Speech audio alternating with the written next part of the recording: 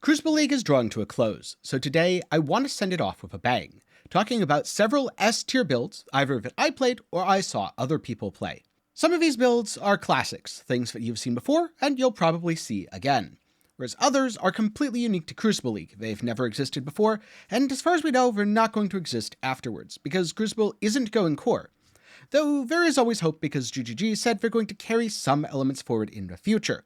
Who knows, maybe we'll end up seeing some Crucible nodes as a keystone on the tree, or in the design of a unique item. We learned from ExileCon that GGG has the unique item printer going 24/7, and you never know what gets identified. And so let's start with a classic, Righteous Fire Juggernaut. This is the most popular League starter, possibly in Path of Exile history, although Essence Drain Contagion may beat it. And I can absolutely see why. Righteous Fire is really comfy. You've got great clear, and the damage is passive, meaning it's not too hard to play, and you can't really forget to use your main skill. On the other hand, if you need to kill a rare or a boss, just drop a Fire Trap below it, and watch things explode. No problem here. Fire Trap single target is still very significant, and relatively easy to scale in the same manner as Righteous Fire itself. Another big advantage here is damage persistence and non-ailment damage over time. If an enemy blocks, well, that doesn't matter because you're dealing damage over time. If you're Ignite immune, that doesn't matter because it's not an ailment, you're just burning them to death by existing. And if an enemy forces you to move due to its own mechanics, that's also not an issue. Your damage is relatively persistent from Fire Trap and completely persistent for anything in your vague vicinity, depending on how much AoE you have on your Righteous Fire itself.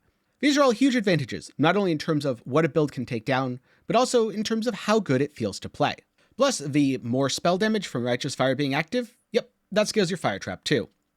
Juggernaut's a really great choice, and it's easier than ever to play an RF build since we saw significant buffs to regen through a new mastery.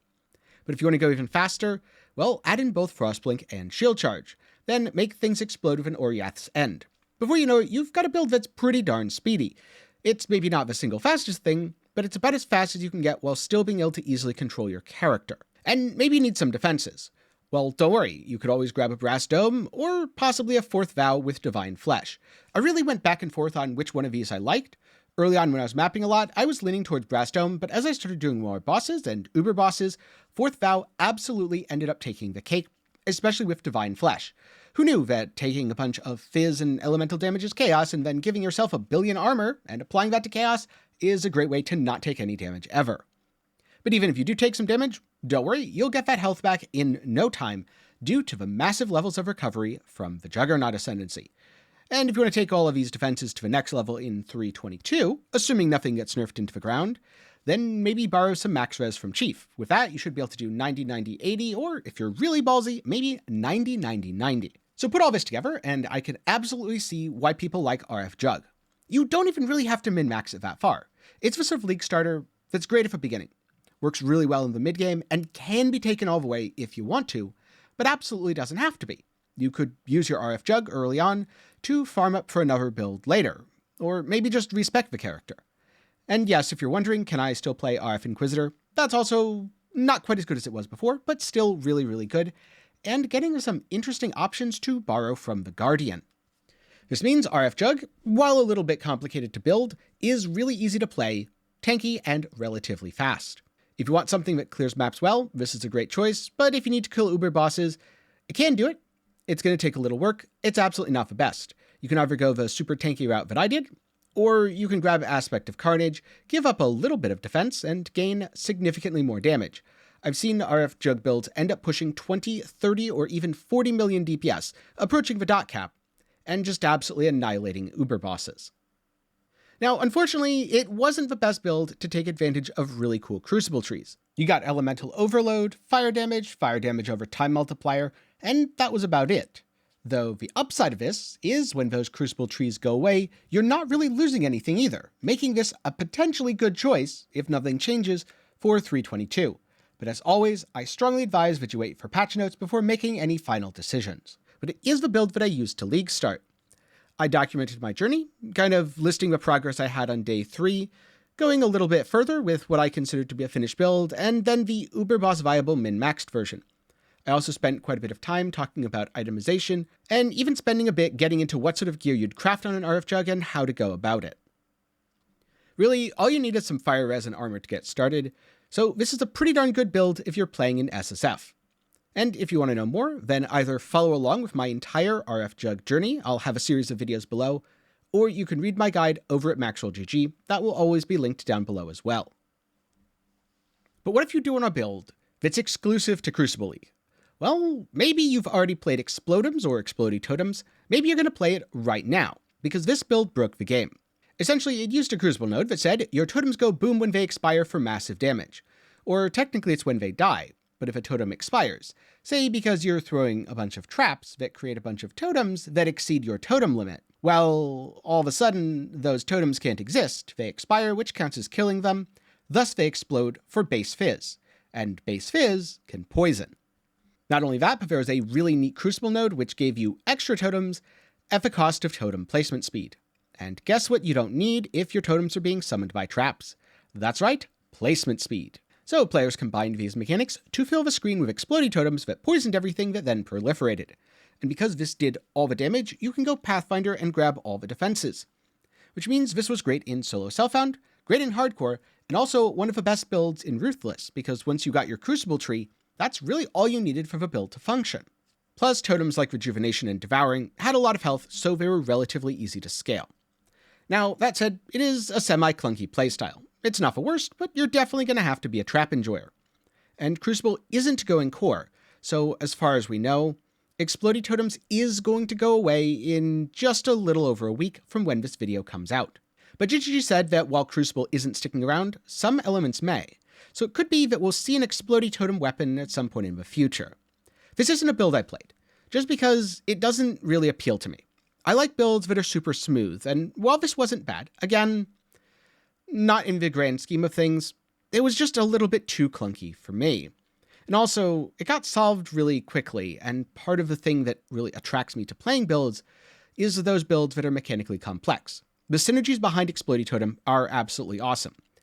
And while a lot of people played it as poison, I did see some interesting fire conversion chieftain versions, one that was even bold enough to go ignite, though I don't think that was the best idea, and cold conversion heat shiver tricksters, which I never saw it in action, but I heard good things, so that's another cool way to do it. And because I didn't play it myself, I don't really have anything to go on except for other people's experiences. So if you want to know more about Explody Totems, check out Zizrin's video below. It goes over the basics and hopefully gives you an idea if you want to throw the character together before it goes away forever. One of the most exciting things about a new Path of Exile League is the new builds that you can make. And while we haven't seen too much in that regard for 3.22, there's always something to keep people busy. Maybe the tattoos will end up being build enabling or make something that needed just that little bit of extra juice far stronger than before.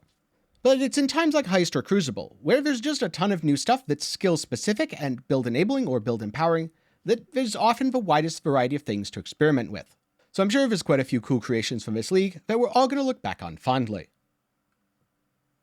Now next up, bows have often been a really good build if you're rich, but they're a terrible league starter. In fact, Tornado Shot's league start experience was so notoriously bad that it probably only took second place to Flicker Strike. And now that's all kind of changed. Okay, Tornado Shot's still not going to be an ideal league starter, but Ice Shot or Lightning Arrow are much better than they've ever been. And that's because you now get additional projectiles from the tree rather than just from gear. And furthermore, Vengeance Cascade was doubling your damage, because the Proj would go out, damaging enemies and triggering secondary effects, such as the lightning strikes from Lightning Arrow, or the freezing cones from Ice Shot, and then they return, which triggers all of those effects again, and allows the projectile to double dip. Shotgunning, kinda sort of.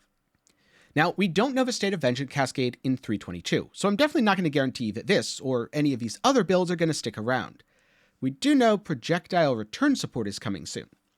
So you might not even need Vengeance Cascade if you want to get started and have a build that feels really good. Plus, you still won't need projectiles on your bow, so early game options are wide open.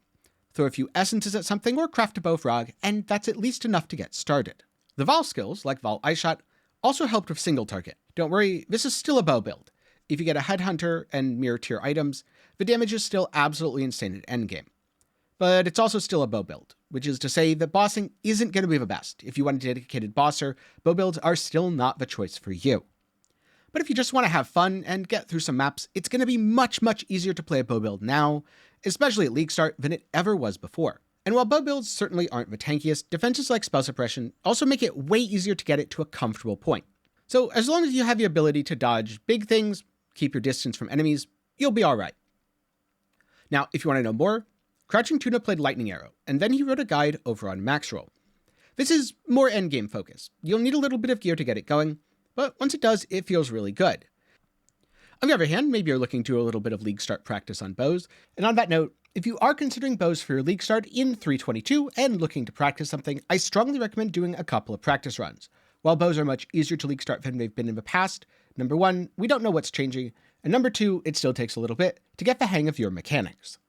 In which case, maybe check out Arrow's video, especially if ice shot's your jam. I'll link both of those down below, and I'm also curious here. Do you think bows are in a good spot, and are you worried about projectile support? Personally, I don't know because I haven't played one in the past League. Maybe it's something I'll get to in 322. But the allure of bows is often lost on me because they just tend to be a little bit squishy for my taste. That said, I'm very interested in projectile return, because you can use it with all sorts of projectiles, not just attacks like Vengeance Cascade. So maybe I'd make a cast on crit build, where I fire out a projectile that deals damage by critting enemies, and then, as it returns, it crits enemies again, but I trigger a spell, which is also a projectile on those crits, and hopefully it triggers again when they return, causing massive amounts of triggers per second. Though I don't know in practice if I'd be able to get the timings down. In theory, it means you can get the effective 10 attacks per second trigger out of a 5 attacks per second build, which could be the most budget cock build you've ever seen. Next up, something that I have a little bit of a love-hate relationship with: shield builds. Since Expedition, I've been a big shield fan. Shield Crush is a melee skill with great AoE, and I found it's especially good for things like Expedition or Simulacrum. And Spectral Shield Throw has really nice mechanics paired with an unfortunate awkward hitbox. I can't wait for PoE 2 to finally fix that issue so that I can play a Spectral Shield Throw that has completely different mechanics and still feel like I'm Captain America. For a little bit now, the Emperor's Vigilance has been quite popular on both, and back during Calendar League, I actually made a Shield Crush Trickster using the Emperor's Vigilance. But it was also a little bit limited, you could only get so much damage. And with Crucible nodes, that completely changed. Not only could you get absolutely massive ES values, as much as 1,000, which puts most chess pieces to shame by the way, there was also a special lightning version that let you double dip to get not only massive damage, but also massive amounts of crit. So crit, clear, damage, it has it all minus defenses. I noticed that most people did tend to build their shield characters, ironically, into a glass cannon, probably because it was so easy to do so, while relatively difficult to actually focus on your defenses. But on the other hand, if you look around, I'm sure someone's played it on hardcore and can actually make it tanky. That said, I don't have any specific examples to show here, so you'll have to do a little bit of searching on PoE Ninja. Overall, I like that shield builds got another time to shine in the sun. I didn't end up playing one personally just because I've played it a lot recently and didn't want to do it yet again. I knew I'd gravitate towards Spectral Shield Throw, and I knew I'd also get disappointed in the hitbox. But maybe someday the hitbox will get an update, and I'll actually be able to click enemies' heads without having to aim directly and precisely at them. I know that may seem like a weird complaint, but when you're trying to annihilate a pack of monsters by hitting the leader, and the leader happens to dodge your attack, it does just get a little awkward and feels bad to play from my experience. If you want to know more, link to PoE Ninja will be down below. I guess by avoiding shield builds, I did also save myself the pain that Captain Lance went through. He attempted to make the perfect Emperor's Vigilance by fixing his Crucible tree and then scour chancing, a prospect that slowly drove him over the edge of insanity. Or maybe he just hadn't been paying attention to Zana all these years and he was insane all along.